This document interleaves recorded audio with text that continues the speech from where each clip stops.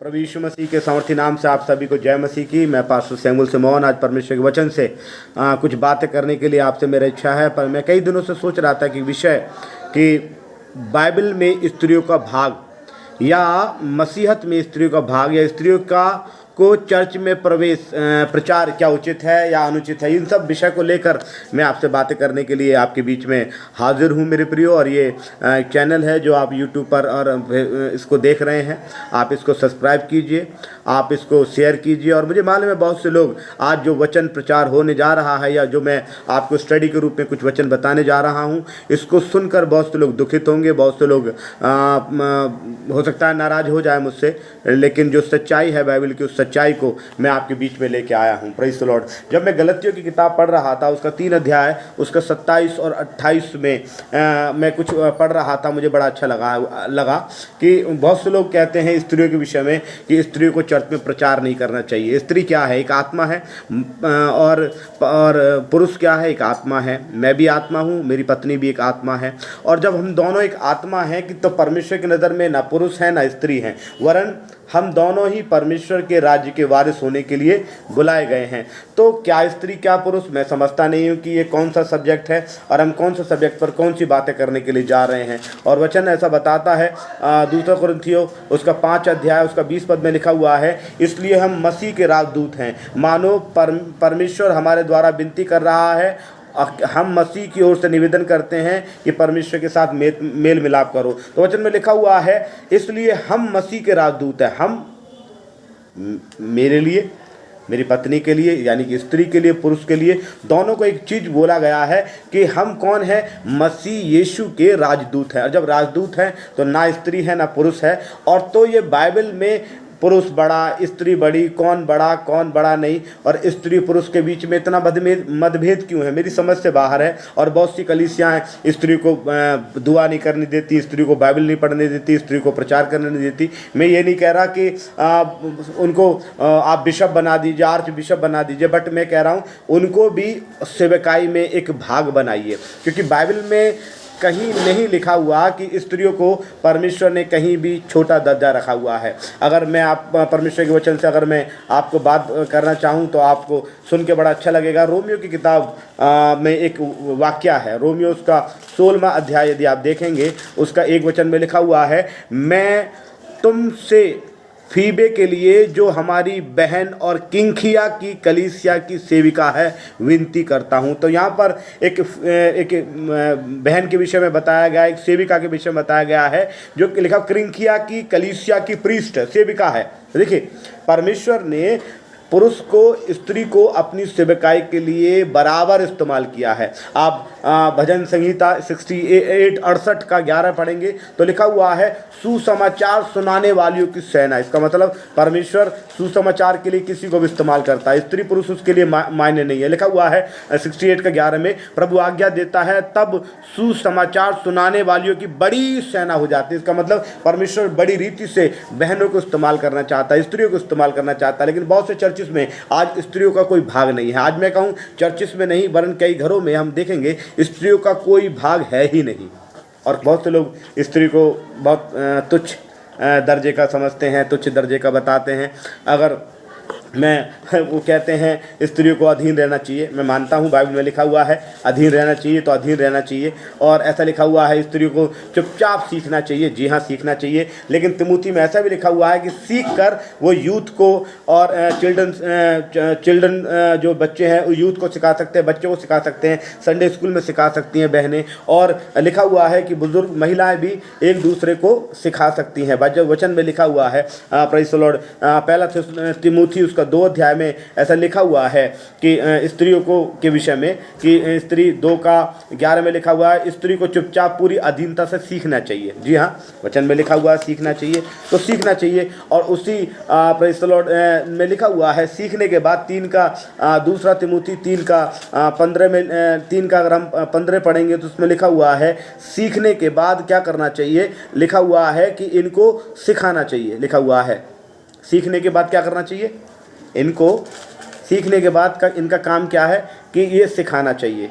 और ऐसा नहीं है, प्रेज़ द लॉर्ड, ऐसा लिखा हुआ है प्रेज़ द लॉर्ड, हालेलुया, कि इनको सिखाना चाहिए वचन, और दूसरों को हम ये बहनें हमारी जो संदेश सुना सकती हैं, सिखा सकती हैं। लेकिन बाइबल में कई लोगों ने मुझसे बोला कि स्त्रियां बहुत निम्न दर्जे की हैं, स्त्रियों का कोई भाग नहीं है। मैं बीते दिनों एक चर्च में गया, गाज़ियाबाद में एक चर्च में था, तो वहाँ पर एक स्त्री प्रार्थना करने के लिए इच्छा थी उसकी, और जब उसकी प्रार्थना करने के लिए इच्छा थी तो उसका जो पास्टर थे उन्होंने क्या किया, स्टॉप कर दिया, डांट दिया, और उन्होंने बोला कि स्त्री बिल्कुल भी प्रार्थना नहीं करेंगे। स्त्रियां एक वो वचन पढ़ने के लिए थी, तो उन्होंने एक वचन बताया, पहला कुरिन्थियों 14:34 में लिखा हुआ है, स्त्रियां कलीसिया के सभा में चुप रहें क्योंकि उन्हें बातें करने की आज्ञा नहीं। बातें करने की बोला है, बात का मतलब कि जब कोई प्रचार कर रहा है तो बीच में टंग टंग टंग टंग टंग टंग टंग टंग टंग ना बोलें। वरन लिखा हुआ है, यदि वे कुछ सीखना चाहें तो घर में अपने पति से पूछें, और पति कुछ ना जानता हो तो किससे पूछें, पास्टर से पूछें, और पूछने के बाद क्या करें कि वो कलीसिया में सिखाएं।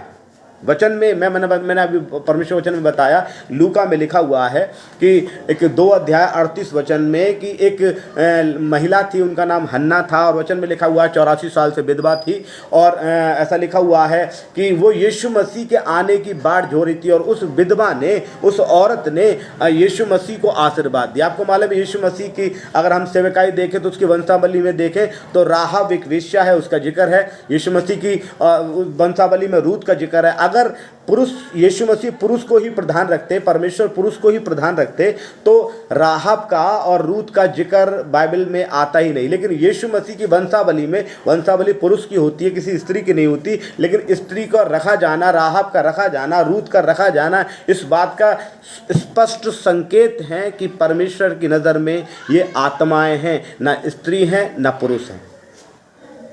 ये परमेश्वर के राजदूत हैं, ये परमेश्वर के राजदूत हैं। मैं गलातियों में एक वचन को पढ़ रहा था, गलातियों उसका 3 अध्याय, और अगर आप मैं वो वचन पढ़ेंगे बड़ा अच्छा लगेगा आपको। 27 में लिखा हुआ है, और तुम में से जितनों ने मसीह में बपतिस्मा लिया उन्होंने मसीह को पहन लिया।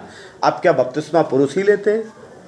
जी, मैं बताना चाहता हूँ आपसे, पुरुष स्त्री दोनों बैप्टाइज हैं, बपतिस्मा लेते हैं, और जितनों ने लिया, चाहे पुरुष ने लिया चाहे स्त्री ने लिया, इन्होंने मसीह को पहन लिया। अब ये इनके ऊपर जो दिखाई दे रहा है, ये ब्लू नहीं दिखाई दे रहा, बट वचन में लिखा हुआ है कि ये परमेश्वर यीशु मसीह दिखाई दे रहा है। आगे लिखा हुआ है, अब ना कोई यहूदी रहा। ध्यान से सुनिए, ऐसा लिखा हुआ है गलातियों 3 का 27-28 में कि जितनों ने तुम में से मसीह का बपतिस्मा लिया है, वो यीशु मसीह को, परमेश्वर को पहन लिया है। अब ना कोई यहूदी रहा, ना यूनानी रहा, ना कोई दास ना स्वतंत्र, ना कोई नर रहा ना नारी। तो भाई नर और नारी के पीछे क्यों लड़ रहे हो भाई?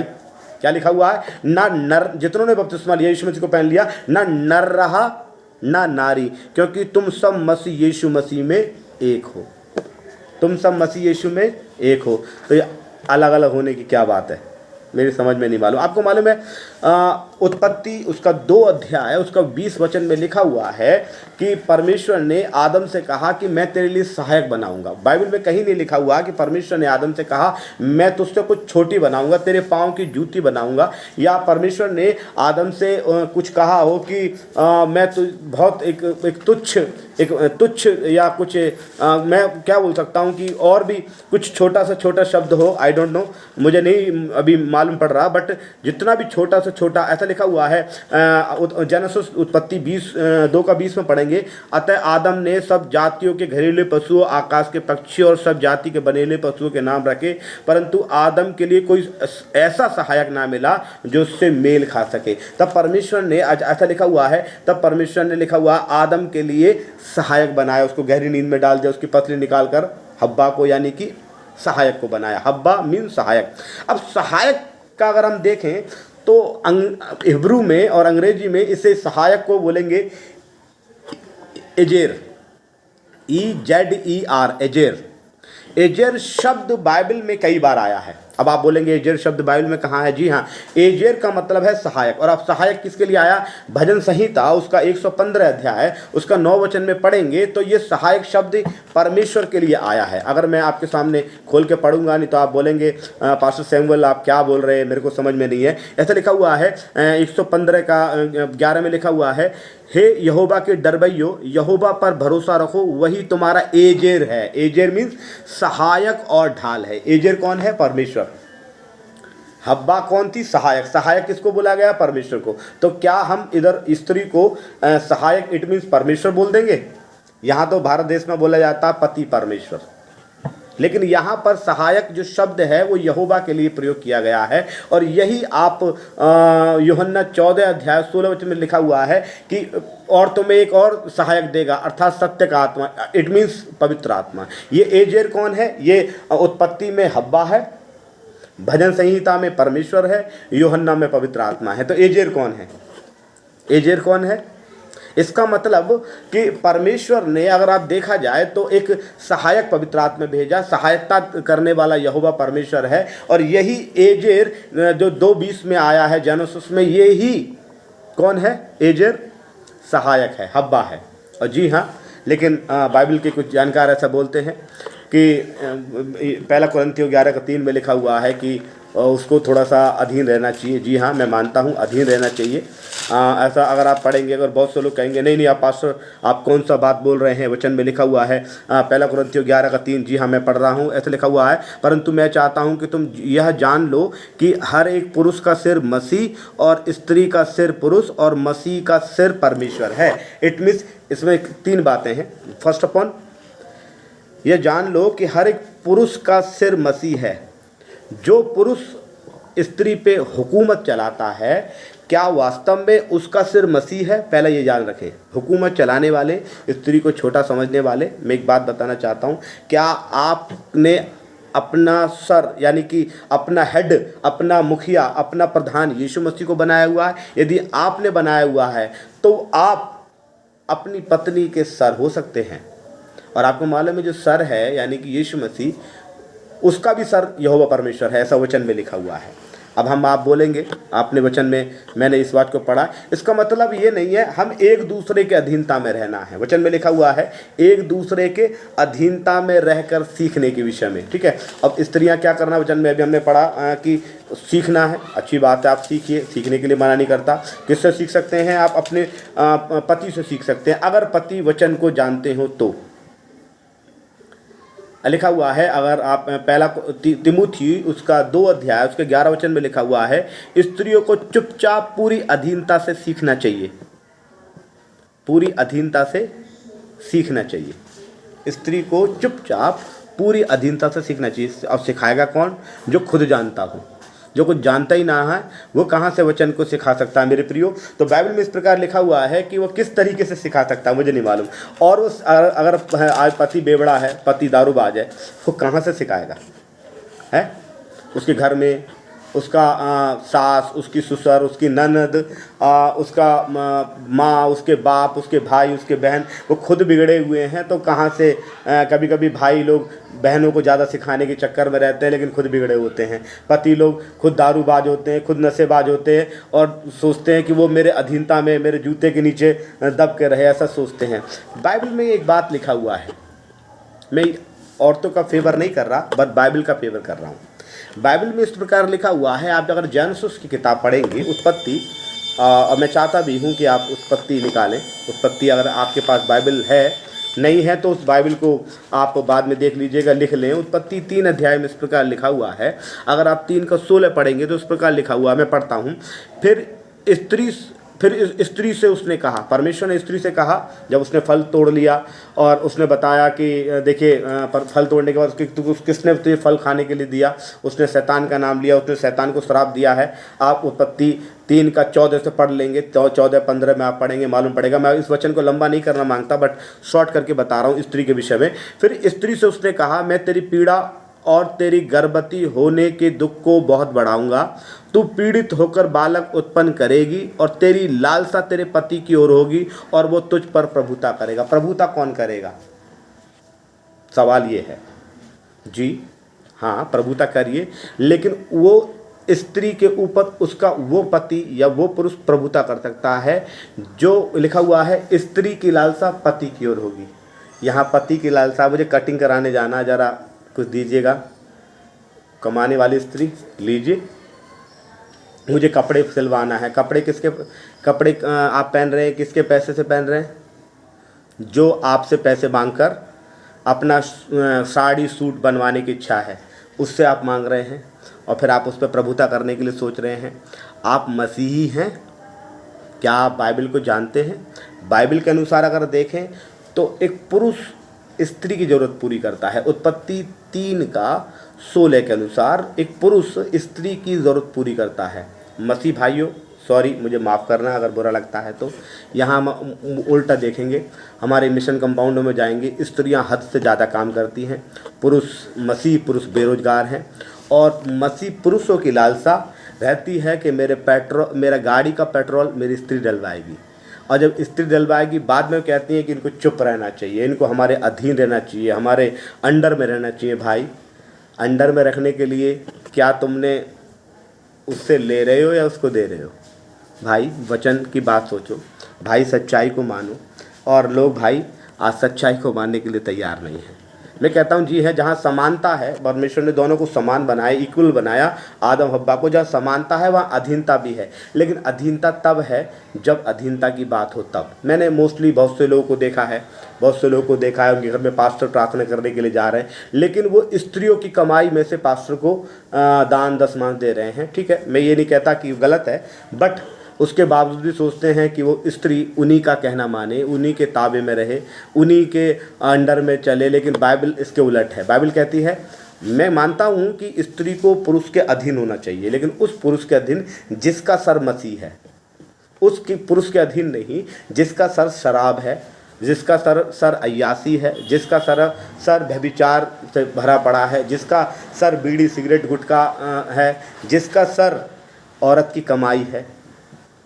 बाइबल ऐसा बताती है। आपका सर मसीह है कि आपने अपना सर किसी और को बनाया हुआ है, इस बात को याद रखें। और यदि आपने का सर मसीह है और अभी तक मसीह जीवन जिया है, आप चर्च कंटिन्यू जाते हो, दशमांश ईमानदारी से देते हो, सप्ताह में एक बार उपवास करते हो, वचन को प्रतिदिन पढ़कर अपनी पत्नी को समझाते हो। ऐसा नहीं है कि वो आपको समझा रहे हैं। मोस्टली आप देखने जाइए, जितने चर्चेस में जाएंगे वहाँ स्त्रियाँ हद से ज़्यादा चर्चेस में होंगी, पुरुषों की तादाद ना के मुकाबले होती है। या मोस्टली हम देख रहे हैं तो ऐसा बोलेंगे 70% स्त्रियां होती हैं और 30% पुरुष होते हैं। क्यों? इसका मतलब स्त्रियों का जो सर है वो तो मसीह है।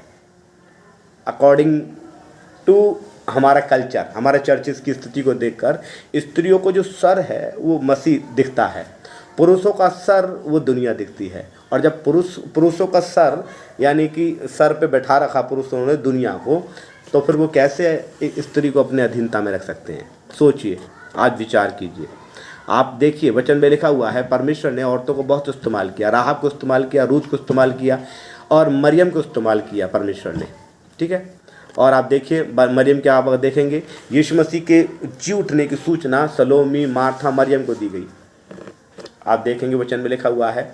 और अभी हमने पढ़ा रोमियो 16:1 में कि एक कलीसिया की हेड प्रीस्ट कौन है? महिला है। वचन में लिखा हुआ है, न्यू टेस्टामेंट में लिखा हुआ। अगर आप बाइबल में वो दिखाते हैं कि स्त्री को प्रीच नहीं करना चाहिए, तो बाइबल में ये भी दिखाइए कि एक लेडी कौन है? एक लेडी कौन है जी? जी हाँ, कलीसिया की मुखिया है। दूसरा एक बात और मैं बताना चाहूँगी, दबोरा कौन थी? परमेश्वर ने जब मोसेस के बाद यहोशू के बाद परमेश्वर ने कोई साउल या दाऊद को राजा नहीं बनाया। परमेश्वर ने एक दबोरा, एक महिला को एक राजा, एक न्यायी बनाया, जो पुरुषों को ऊपर प्रधान होकर न्याय का काम करती थी। परमेश्वर की नज़र में दबोरा ही क्यों थी? सवाल ये है, यहोशू के बाद परमेश्वर को कोई पुरुष नहीं मिला, उसने दबोरा को ही क्यों इस्तेमाल किया? अगर आप पढ़ेंगे, आप न्यायों की किताब पढ़ेंगे, एक अध्याय से अगर आप पढ़ेंगे दबोरा के विषय में, आपको मालूम पड़ेगा एक औरत ने पुरुषों पर परमेश्वर की ओर से, अपनी ओर से नहीं, परमेश्वर की ओर से शासन किया, उनका न्याय किया। लेकिन पुरुष तो पुरुष हैं, पुरुष ने बोला नहीं, हम औरतों का अपने ऊपर बैठना पसंद नहीं करते। और उन्होंने बोला नहीं प्रभु, हमें राजा दे, राजा दे, राजा दे। क्योंकि परमेश्वर उनका खुद राजा बनना चाहता था कि मैं उनका राजा हूँ, उनको राजा की जरूरत क्या है, मैं दबोरा से न्याय करवाऊंगा। बट उन्होंने बोला नहीं, हमें बर्दाश्त नहीं है, और उन्होंने दबोरा को हटाकर साउल को राजा बनाया। इस प्रकार राजा होते गए, प्रजा परेशान होती गई, राजा होते गए, प्रजा परेशान होती गई और आज भी लोग परेशान हैं क्योंकि वो राज करना चाहते हैं, जबकि वचन ऐसा बताते हैं। जी हाँ, एक मैं आपको वचन बताना चाहता हूँ। स्त्री के विषय में एक ने बोला मुझसे कि बाइबल में कहाँ लिखा हुआ को प्रचार करना चाहिए, तो मैंने बोला बाइबल में ये मैं आपको दिखा सकता हूँ कि कई स्त्रियाँ परमेश्वर की दासियाँ हैं। भजन 68 के 11 में मैंने आपको पढ़वाया। आप लूका 2 का 38 पढ़ सकते हैं, ठीक है।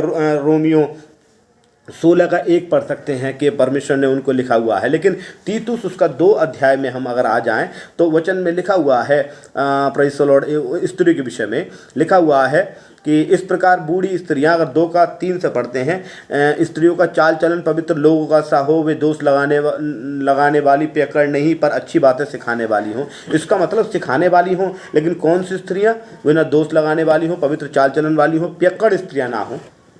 इसका मतलब वो वचन में भी लिखा हुआ है। जब पास्टर आप बनते हैं तो लिखा हुआ है कि वो पियक्कड़ ना हो, हैं। जो कैटेगरी एक पास्टर के लिए लिखी गई है वही कैटेगरी एक स्त्री के लिए लिखी गई है। आप पास्टर के लिए क्या आपको नहीं मालूम कि क्या कैटेगरी लिखी हुई है? पियक्कड़ ना हो, दो औरत के पति ना हो, ऐसा लिखा हुआ। और भी बहुत सी बातें लिखी हुई, अपने घर का अच्छा प्रबंध करने वाले होने चाहिए, ऐसा लिखा हुआ है। वैसे लिखा हुआ है कि दोष लगाने वाली पियक्कड़ नहीं पर अच्छी बातें सिखाने वाली हों, तथा ताकि वे जवान स्त्रियों को चेतावनी देती रहें, अपने पतियों और बच्चों से प्रीति रखें और संयमी, पवित्रता और घर का कारोबार करने वाली, घर का नौकरी करने वाली नहीं मेरे प्रियो, घर का कारोबार करने वाली, भली और अपने पति के अधीन रहने वाली हों, ताकि परमेश्वर के वचन की निंदा ना होने पाए, ऐसा लिखा हुआ है। तो मेरे प्रियो, ये बड़ा छोटा सा वचन है।